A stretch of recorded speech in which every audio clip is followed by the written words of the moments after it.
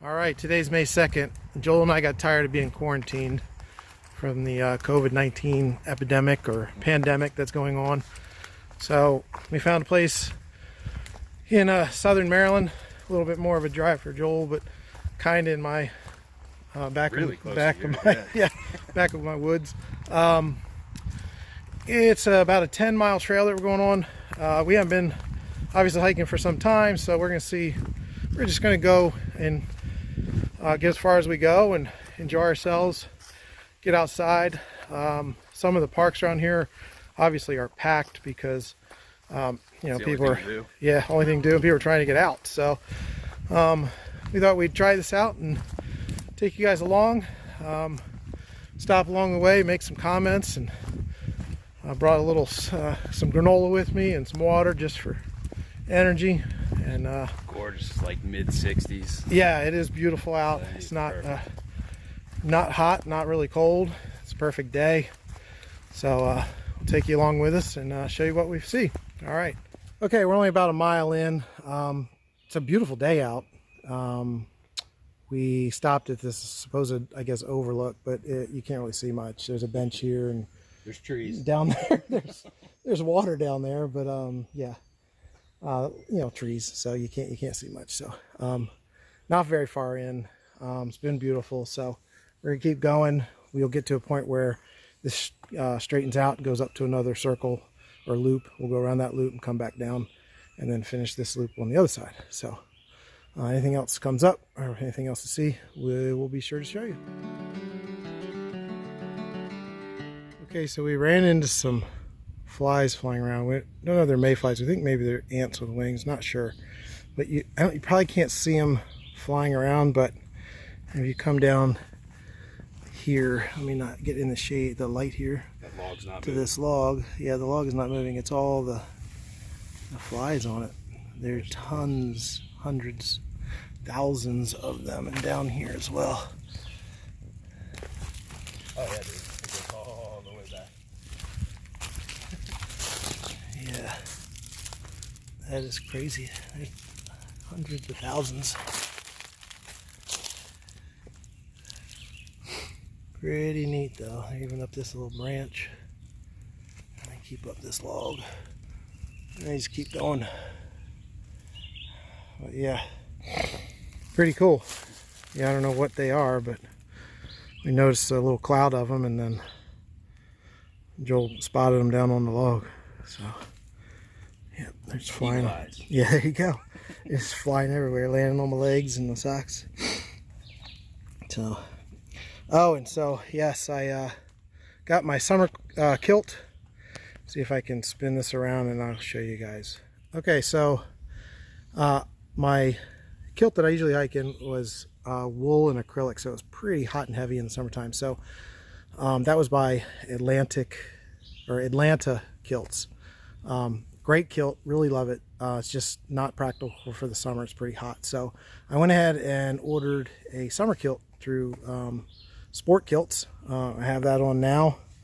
It is a much lighter weight material, a lot thinner, a lot cooler, breezier. I did ask for pockets. The pockets are, I don't want to get you all sick here spinning you around, but the pockets are actually in the seams. Which is nice, and they're big pockets. They come down like way down. My wallet's like halfway down my leg, and there's one on each side, and they're great. But I really liked the Atlantic Kilt's exterior, like cargo pockets that it has on each side. Those are really nice. So I have ordered some more material from Sport Kilt and hope to maybe make some of those pockets, one on each side, and stitch them up near the top. They just hang, they don't actually attach to the side. So hopefully I can do that and give me that extra side pouches, which I find to be really useful with the backpacking and hiking. So as you can see, here's the Sport Kilt little symbol. So good kilt. It's all Velcroed. I did get it with the belt hoops because I like to strap things, hang stuff off sometimes when I'm hiking. So I opted for the hoops. You don't have to. They also had clasps like on my wool one. There's metal and leather clasps here, but I didn't get it on this because it gets in the way of the belt, the backpacking belt, and kind of snags. So I opted not to get it on this one. So, but that's a quick little view of the Kilt. I'll probably do a review on the two of them and the differences on another video.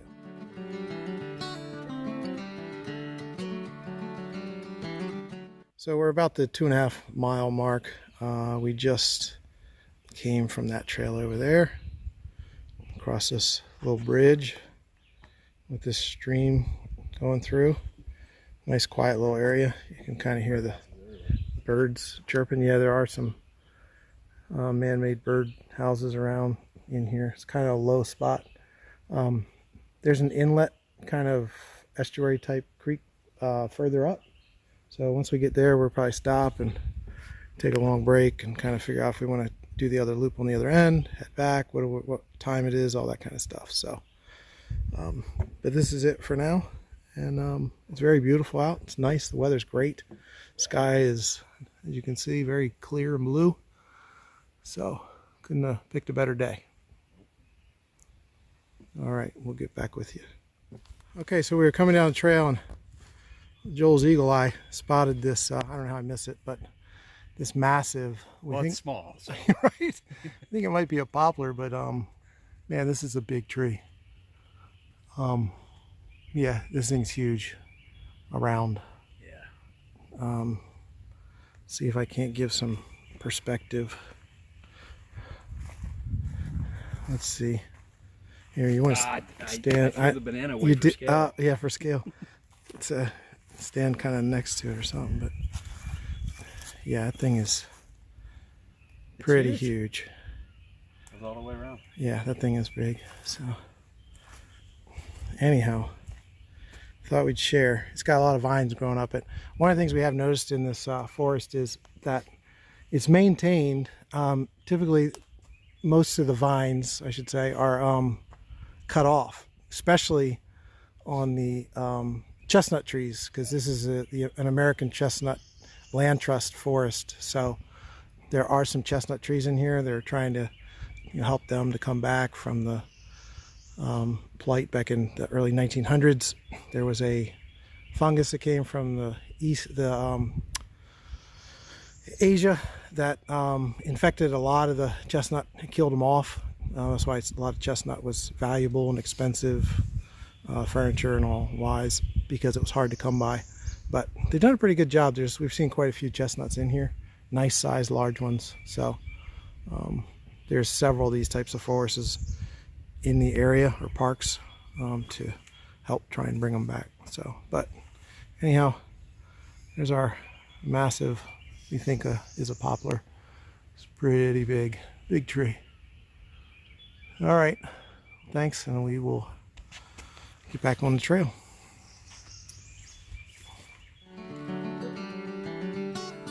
So this is the dividing line on the trail from the north and south sections. You take the little ferry over to the north section, but it's 1 o'clock and we both need to get home. So we're gonna actually turn around and head back. Should equal out, but we're not gonna head into the next section. That's another loop on the other side. So we're gonna take a break here. You can see there's some people fishing, and Joel's heading over that way. We're gonna sit down, take a break, eat a snack, drink some water, and then head back. All right. So we found another large tree. This looks like an oak. I couldn't even begin to guess how big around that base is. But if I were to stand with it, you can kind of see how big around the thing is. So, yeah, it's pretty massive. It's a beautiful tree.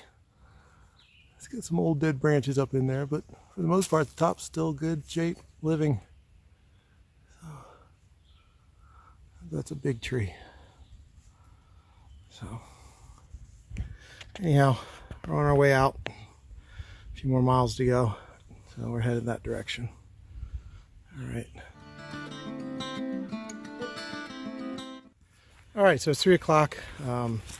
Joel and I are almost back out to the car. It was a good day, good hike. This trail's got a lot of up and down. It's actually more than you would think in the Maryland kind of shoreline, Chesapeake Bay area. So that was kind of nice. It wasn't flat as typical in this area. So we got to get some exercise in on our legs and stuff. And so we are both on our way out and get to the car, get home, rest, and then figure out what we're going to do in the next couple weeks. We're thinking about going back to Dolly Sods. So we'll see. And hopefully you'll be able to join us then. All right.